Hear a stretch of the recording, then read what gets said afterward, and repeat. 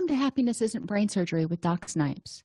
This podcast was created to provide you the information and tools Doc Snipes gives her clients so that you too can start living happier. Our website, DocSnipes.com, has even more resources, videos, and handouts, and even interactive sessions with Doc Snipes to help you apply what you learn. Go to DocSnipes.com to learn more. Hi, I'd like to welcome everybody to today's episode of Happiness Isn't Brain Surgery with Doc Snipes. We're going to be briefly reviewing the HPA Axis, which is your threat response system. Over the course of the next 20 to 30 minutes, we're going to define and explain the HPA Axis, identify the impact of chronic stress or cumulative trauma on this threat response system, look at some symptoms of dysfunction so you know when things are starting to go wonky, and identify interventions that might be useful to help you regulate or restore your threat response system or HPA axis functioning. So what is it? What does HPA axis stand for? It stands for hypothalamic pituitary adrenal axis, which is a really long, hard to say thing for your stress response system. It controls reactions to stress and regulates many body processes, including digestion, the immune system, mood, emotions, sexuality, energy storage and expenditure, inflammation, you name it. The HPA axis kind of has a finger in it. So that's why it's so important in recovery and just living healthfully and happy, to make sure that this system is functioning. The ultimate result of HPA axis activation is to increase levels of cortisol in the blood during times of stress. Now, you may have heard of cortisol before. People refer to this as our stress hormone. And cortisol in the short term has uses and it has benefits. In the long term and extended exposures, when it starts to cause problems. Its main role is to release glucose, which is blood sugar, into the bloodstream in order to facilitate fight or flight. So it gives you the energy for fight or flight. It also suppresses and modulates the immune system because it's an antihistamine, the digestive system, and reproductive system. Because when you're under stress, the body says, you know, now's not really the time to be digesting food or having sex. We need to fight or flee in order to survive. So, I mean, think about how our parents always used to say, don't go swimming for 2 hours after you've had a meal. Same sort of thing. When you get into the water's cold. It kind of shocks your body. And when you're exercising, you're providing a sort of stress on your body. So your body devotes energy to keeping you afloat, to helping you swim, and it diverts it from digesting that food. So what happens? Well, first there has to be a stressor. And the big million-dollar question is, what is a stressor? And the short answer is everything. Anything that requires energy. But what we're really going to look at here is two main groups: biological, environmental stressors. And I couldn't really separate those because when you're hot, your body is going to try to cool itself off. When you're cold, because the environment is too cold, your body is going to try to warm itself up. So that can contribute to pain and discomfort in the environment, but also physical pain. If you've got, I chronically have neck problems and shoulder problems. So on the days that that's acting up, I know that I am probably going to be activating that stress response system a little bit more. This system is sort of primitive. You want to think back to when you're trying to assess how much impact a stressor is going to have. Is this going to make you the weak link in the pack so you could be devoured by a hungry lion?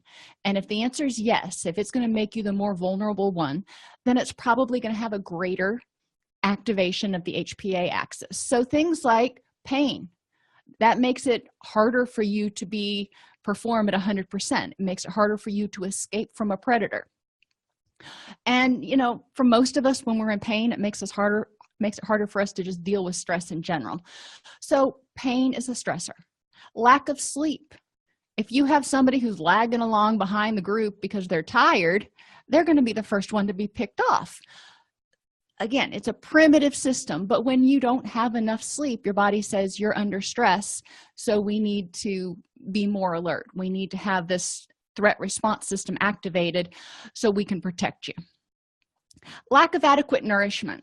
Now, you've heard me say over and over again that you need the building blocks in order to build the neurotransmitters that help you feel happy, help you get excited, yada yada.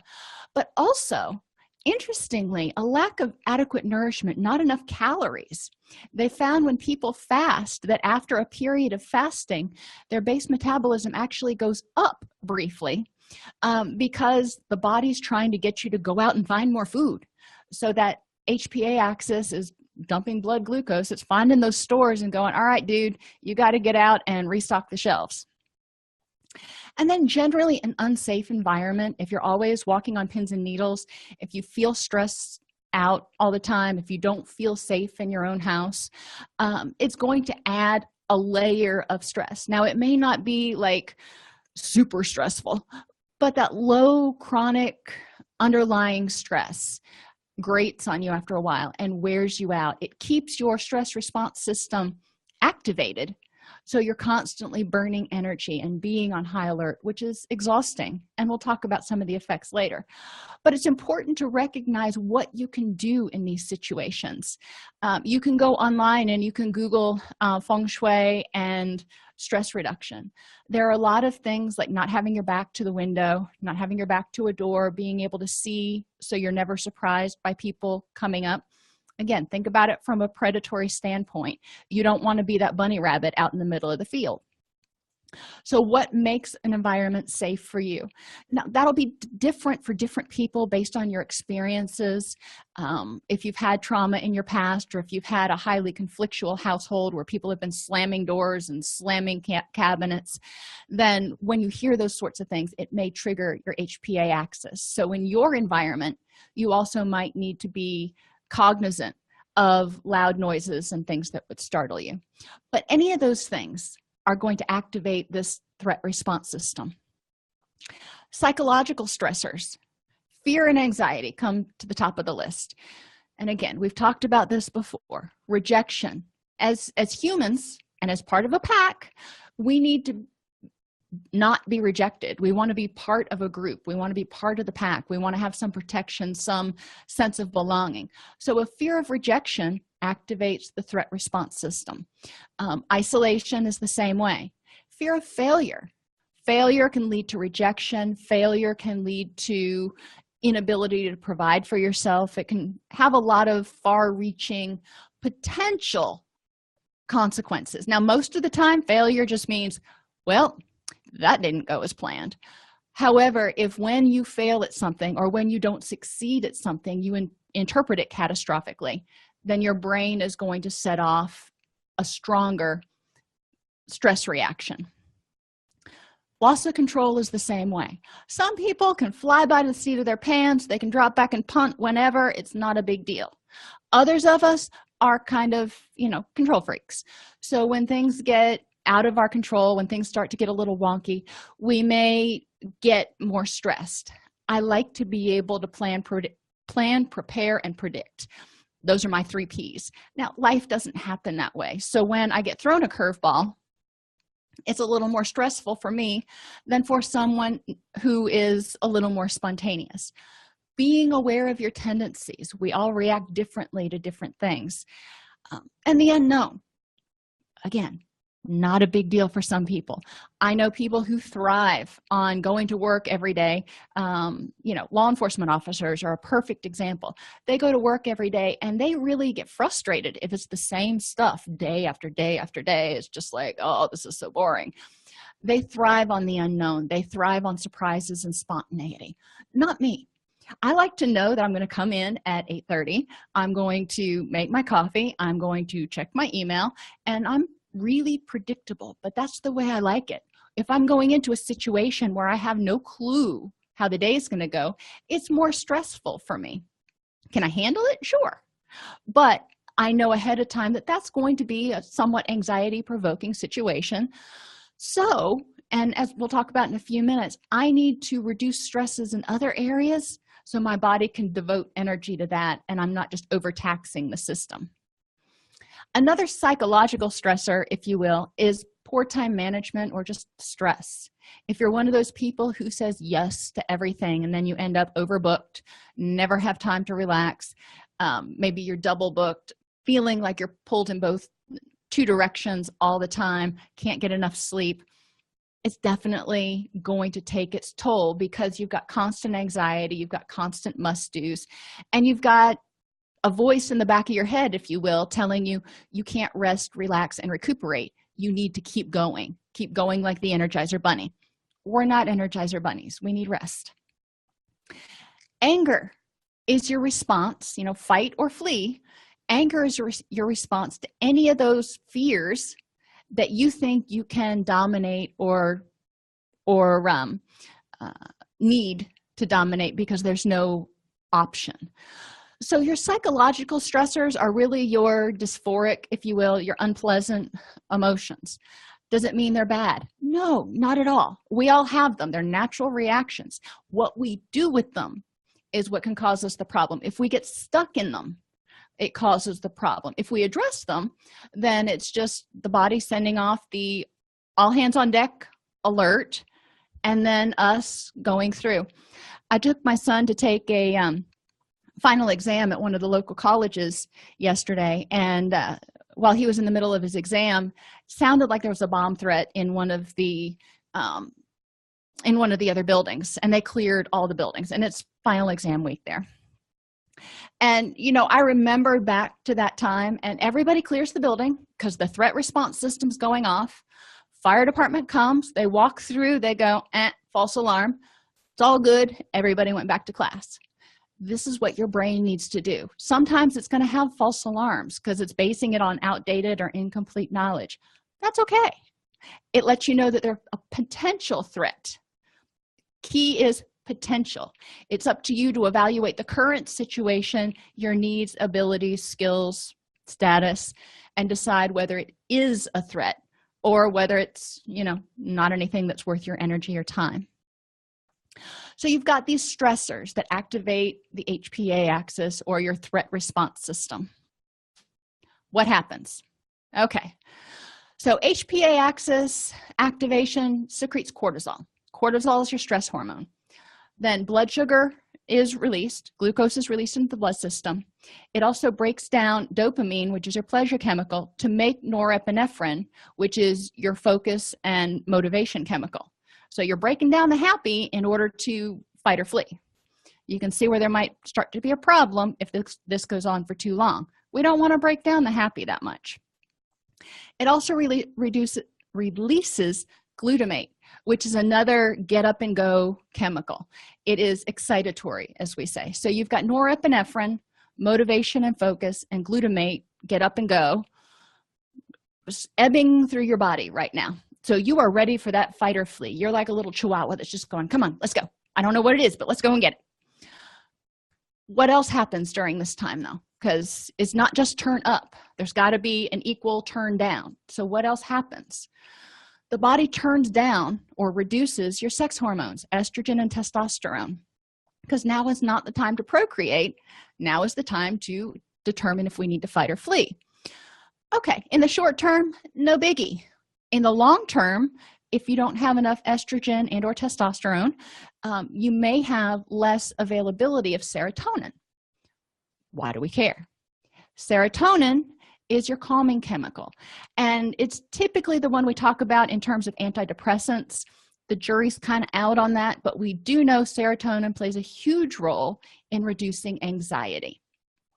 And if somebody's stressed out for too long, eventually they're going to get tired and feel hopeless and helpless and feel depressed, which is one of the reasons they speculate that SSRIs, or your typical antidepressants, work for some people and not others, because the people that it works for, their depression was caused by being too revved up, too anxious for too long. So anyway, so you have the excitatory neurochemicals revving you up, getting you ready for the fight. You're turning down the sex hormones, which turns down the serotonin, which is your calming hormone. Makes sense. If we're going to fight or flee, we don't want to calm down right now. Okay, makes sense. If this goes on for long, though, again, short term, very functional system. Long term, not enough serotonin means we can't make melatonin. If we can't make melatonin, which is our sleep chemical, then we're not going to get adequate sleep. And if you remember, going back from Here, not adequate sleep is one of those primary stressors that tells your brain you're the weak link in the herd and you need to activate the HPA axis. So impaired sleep, really bad mojo. When you don't get adequate quality sleep, and I'm not talking about 12 light hours, the kind of sleep that soldiers get when they're in the field. They don't get good sleep. They get sleep. When you don't get good sleep, your hormones that regulate your appetite, ghrelin and leptin, they can get out of whack. So you don't know when you're hungry. You don't know when you're supposed to eat. All those cues start getting out of whack because everything is supposed to go in a circadian rhythm, and you're disrupting that rhythm. It also impairs hormonal balancing because when you get your deep quality sleep is when your brain rests and rebalances. So all of those neurochemicals that help you feel happy and the yin and the yang that are supposed to be going on to keep everything in balance starts to go wonky because your brain doesn't have time to refocus and readjust. It's still looking out, keeping you on alert for that stress, which is why you may go to sleep, but you may wake up as soon as you hear a floorboard creak or a leaf rustle or something like that. So your HPA axis, just to kind of review, in short, it's great, if it's not overused. If you get alerted that there's a threat and your estrogen and your sex hormones are kind of depressed, your serotonin is less available to calm you down, so you stay excited, so you're alert and you're paying attention, you're looking for that threat. If you look for it and you decide, you know what, there ain't nothing to be concerned about, and you can de-escalate the situation, you can unhook and go, this is not a big deal. HPA axis goes back to baseline, shuts down, turns off, whatever you want to say, no big deal. But for a lot of people with emotional dysregulation, with anxiety, depression, addiction issues, we never get back down to that no big deal situation. We're constantly feeling some sort of anxiety, stress, or threat because we've got so many going on. And we'll go back to this other slide. Maybe you get startled by something and, unsafe environment. And you look at that and you go, totally safe. But you've also got concurrent lack of sleep, you've got pain going on, you're not eating well, and you're dealing with all kinds of emotional issues. Well, okay, you dealt with that one stressor, but you've got 17 others that are keeping that threat response system activated. In order for it to rest, it has to be relatively stress-free. Now, is any of us ever 100% totally stress-free? No. I don't think that is really a realistic goal. But we do want to be able to get to a place where we're content and calm, whatever that feels like for you, where we're happy. Oh my gosh. So going back or forward, we want to be able to have adequate levels of serotonin. We want the estrogen and testosterone levels to balance out. We want to feel good, energetic, able to concentrate. All those things that you probably put in your definition of happy. How do we do that? Well, the first thing is to figure out what your stressors are. And I've given some examples here. You may have dozens more, but let's get it out all on paper. Are you sleeping well? Are you getting adequate quality sleep? If not, take a look at your sleep hygiene. You need to be getting a fair amount, and it differs based on your age and your individual temperament. For me, I need 3.5 hours of what my Garmin says is deep sleep every night in order to not feel fatigued or start feeling really flat after lunchtime. Each person will be a little bit different, but it's important to realize that. It's important to recognize that naps will probably interfere with your circadian rhythms, especially naps that are longer than 40 minutes long. So be aware of some of these things. If your sleep habits have changed recently, that may be some place to intervene, because that's one biggie that can cause a lot of your other symptoms of depression and anxiety. Depression and anxiety is deprivation of quality sleep. Nutrition. Are you eating relatively healthfully? Are you keeping your blood sugar stable? Do you have any diabetes issues? Do you have any thyroid issues? Do you have any pain going on right now? What can you do about it? Talk to your doctor. Talk to your physical therapist. Go online. Do some exploration for yourself. Have you started taking, or are you taking, any medications that would keep you revved up, such as stimulants? If you're taking in caffeine or any sort of stimulant medication, decongestants, it will keep that HPA axis more activated. Now, the interesting thing, though, is with opiates. Opiates tend to, when they're coming out of your system, there's a rebound anxiety effect. So it's important to recognize that if you are using opiates or abusing opiates, when you're detoxing or when you're coming off of the opiate medication, there could be a rebound stress response. It'll go away as your body adjusts, but it is important to be aware of that. Low self-esteem and fear of abandonment, if that's kind of how you feel constantly, day in, day out, you're looking for other people to tell you you're okay, you're afraid that nobody will ever love you, that's a pretty big stressor. That's kind of rejection, isolation, and failure all rolled up into one. So it's probably going to cause you to have high levels of underlying anxiety. Might be a good one to start looking at and working on, figuring out where that came from and why you're all that in a bag of chips. Relationships. People themselves can be stressors. They can be the greatest buffer against stress, but they can also be stressors. So being aware of which relationships are healthy and which relationships are not is important. Time management. Figuring out how to effectively and healthfully set and maintain, not just set, but maintain boundaries so you don't feel like you're burning the candle at both ends. You're always committed and running from here to there and hither and yon constantly. If your job is your stressor, and there are days where your job can be your stressor, but if your job is your stressor 24/7, 365, you may need to look at how to address that. And financial stressors are another big one for people. So like I said, this is not a comprehensive list by any means, but first you need to get all of your stressors, anything that might be activating that stress response system and making you feel anxious, stressed, hopeless, helpless, angry. Get all that stuff out on paper.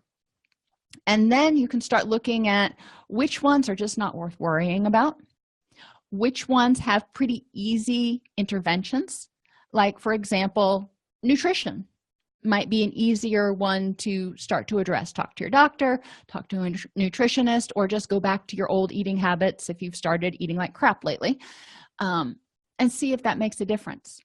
For pain, there are a lot of ways to address pain, non-narcotic ways, and some non-medicinal ways that you can address that through stretching, TENS units, hot tubs, hot and cold presses. There are a variety of things. It's amazing how much more energy you have and how much less irritable and stressed you feel if you're not in excruciating pain. So figure out what has worked to help address these stressors in the past and make a plan. How can you start doing those more? This isn't going to solve everything, but it's kind of like a rolling brownout where you've only got this much energy coming from the power plant, and it's got to power every single emotion, every single body function, every single everything. So you're going to have to borrow from certain places to keep other things going. And what do we want to keep going? We want to help keep you going. So where can we decide, you know what? We can shut down this power station. This is not worth my energy right now. Don't have the time for it. Where can you set boundaries in order to protect yourself, preserve the energy to help you be happy? The long-term consequences, if you don't do this and your HPA axis starts to dysfunctionalize, it's a problem. Your body says at a certain point, I can't run this hot for this long. I'm going to shut down, kind of like a good car does. If it starts running up into that red zone At a certain point, hopefully it shuts off before the engine block cracks. We don't want your engine block to crack, but we also don't want your car to shut off. We don't want your engine to shut down, which is what happens when you're too stressed for too long. Your body says, you know what? I'm going to take that cortisol back and I'm going to hold it down, or I'm going to hold it back. And all those excitatory chemicals, I'm going to hold that back too, except for really extreme emergencies, because right now we're running too hot and there is no sense continuing to fight this fight that I ain't never going to win, which leads people to start feeling depressed, exhausted. You have abnormal immune system activation. A lot of this is because cortisol suppresses the inflammatory response, which eventually affects the immune system. You may have increased inflammation and allergic reactions, the IBS symptoms such as constipation and diarrhea. So you have a lot of stuff going on that pertains to your immune system and inflammation as cortisol starts to kind of disappear, because cortisol is an anti-inflammatory. When your body's holding it back, then things start to flare up. Reduced tolerance to physical and mental stresses, including pain. So something that 3 months ago may have been irritating, but whatever. Today may seem like, I just can't deal with one more thing. I'm done. It's that proverbial straw that broke the camel's back. So you're not able to tolerate life on life's terms anymore. You'll have altered levels of sex hormones. Now, I know men don't go through menopause, but to give you an example, think about menopause when hormones are kind of all over the place. You have altered levels, so your reactions, your emotions are going to be different, your body sensations are going to be different. There's going to be a lot of stuff that's impacted when your hormones go wonky. Depression, because of lack of access or lack of availability of serotonin, and alterations in estrogen and testosterone and potentially progesterone, can lead to feelings of depression. Weight gain, especially in the abdomen, and, as we've said, impaired sleep. So none of these sound like a place that I really want to be, but I can read through this and go, yeah, actually that sounds like a place that I have been before. So it's important to be able to recognize if you see yourself in this description, your body's already probably started to hold on to that cortisol because it's going, you've been running too hot for too long, baby doll. You need to figure out what to do, because right now we are in emergency conservation mode. A variety of stressors activate your threat response system. Several consequences, like reduced sex hormones and impaired sleep, actually activate the threat response system. So it's a cyclical thing, or it feeds back in on itself, and it's a downward spiral. The more stressed you are, the worse you sleep. The worse you sleep, the more stressed you are, and you see where we go from here. Extended activation leads to exhaustion, depression, burnout, lots of bad mojo.